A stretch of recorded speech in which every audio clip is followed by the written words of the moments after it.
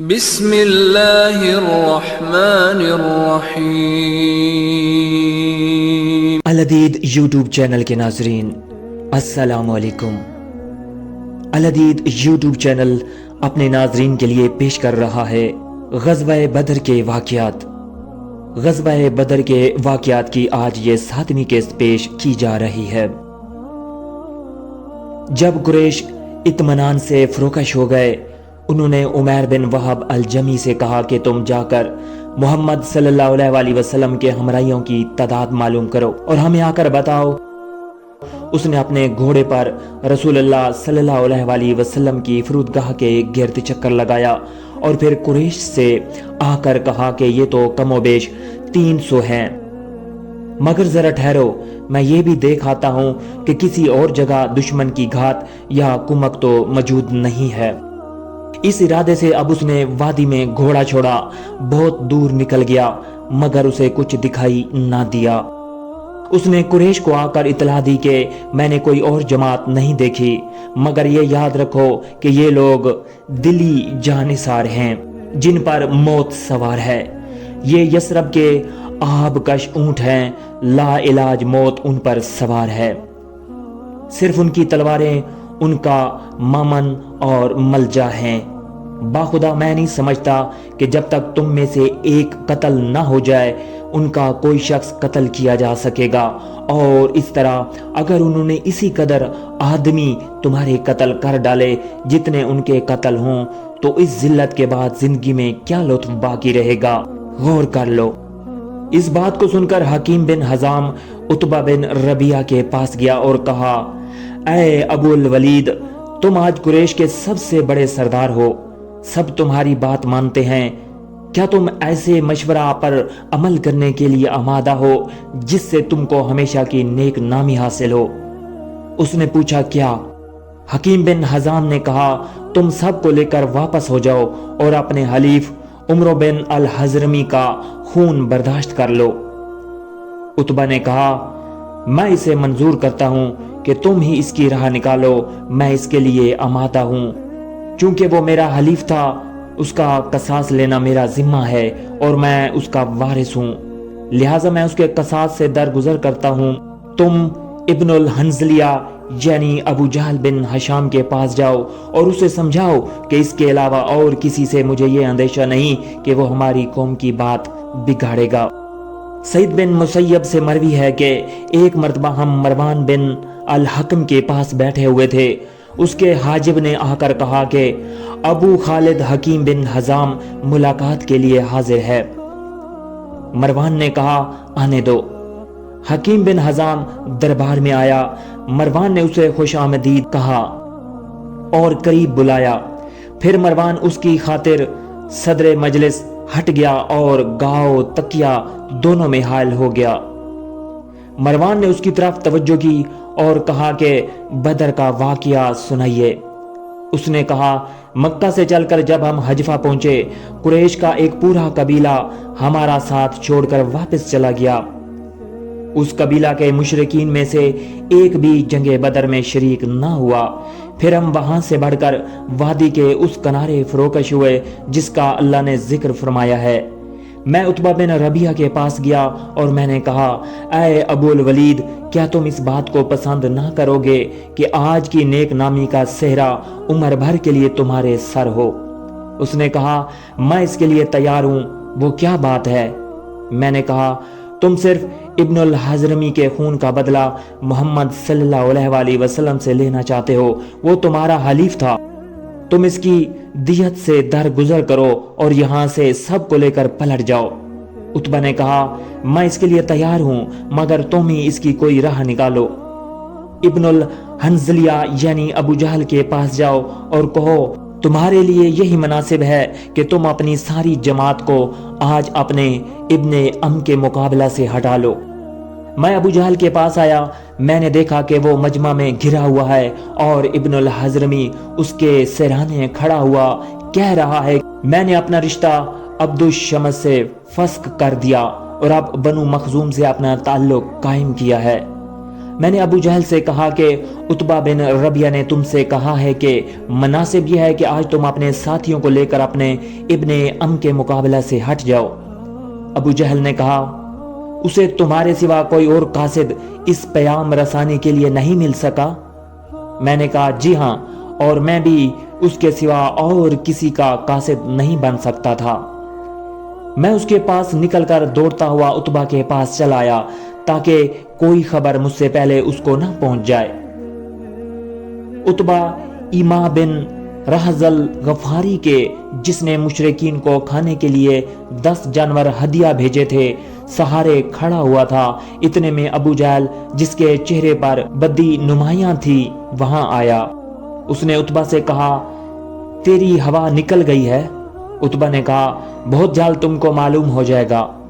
ابو جہل نے اپنی تلوار نیام سے کھینچی اور عتبہ کے گھوڑے کی کمر پر ضرب لگائی۔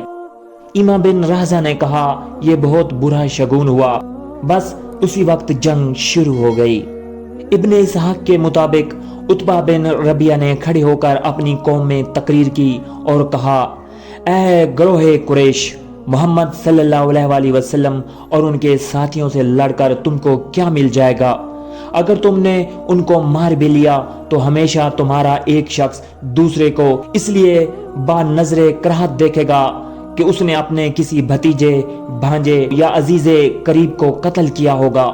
تم واپس چلو اور محمد صلی اللہ علیہ وآلہ وسلم اور تمام عرب کو نمٹنے کے لیے چھوڑ دو۔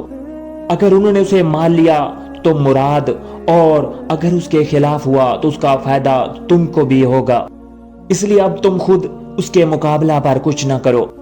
حکیم کہتا ہے کہ میں ابو جہل کے پاس گیا، میں نے دیکھا کہ اس نے اپنی زرہ خرجی سے نکال کر پھیلا رکھی ہے اور وہ جنگ کے لیے آمادہ ہو رہا ہے۔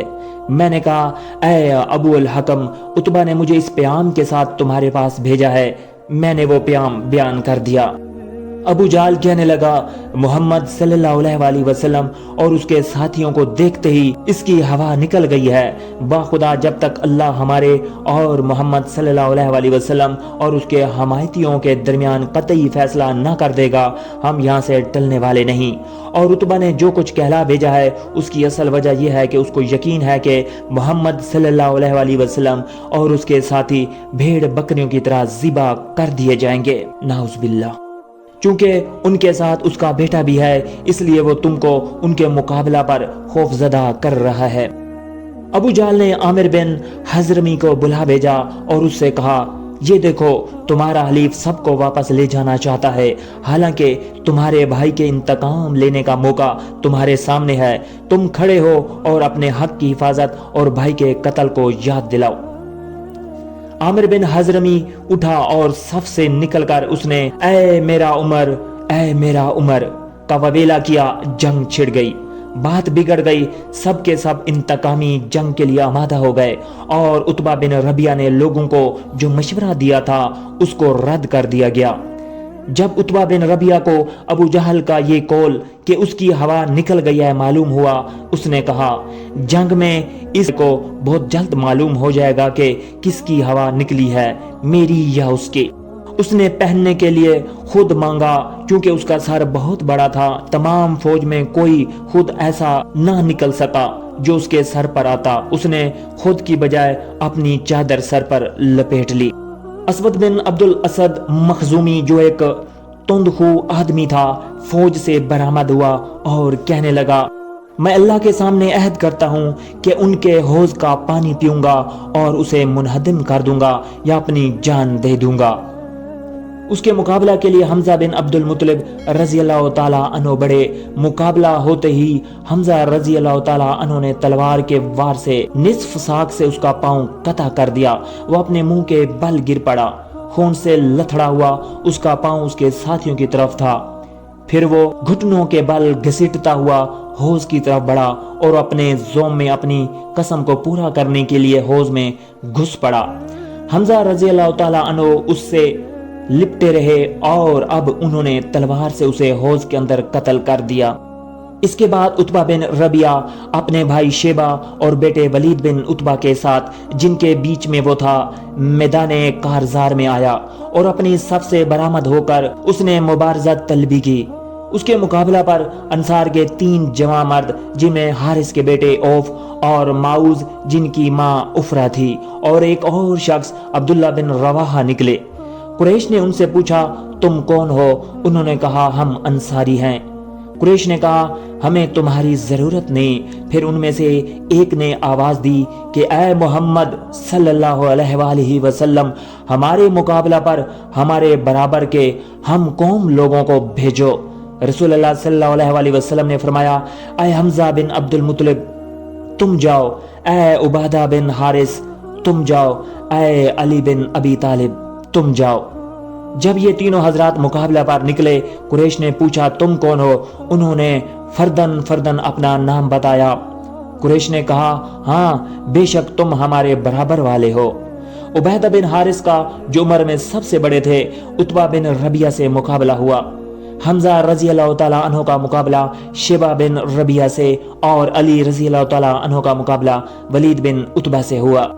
حمزہ اور علی رضی اللہ تعالیٰ عنہما نے تو سامنا ہوتے ہی اپنے حریفوں کو فوراً قتل کر دیا، البتہ عبیدہ اور عتبہ نے ایک ساتھ ایک دوسرے پر تلوار کا وار کیا، جس سے دونوں اپنی اپنی جگہ ناکارہ اور بے دم ہو گئے، مگر اتنے میں حمزہ رضی اللہ تعالیٰ عنہ اور علی رضی اللہ تعالیٰ عنہ نے اپنے مقابلوں سے پلٹ کر ایک ساتھ عتبہ پر تلواریں ماری اور قتل کر دیا، اور اپنے ساتھی عبیدہ کو اپنی فوج میں اٹھا لائے۔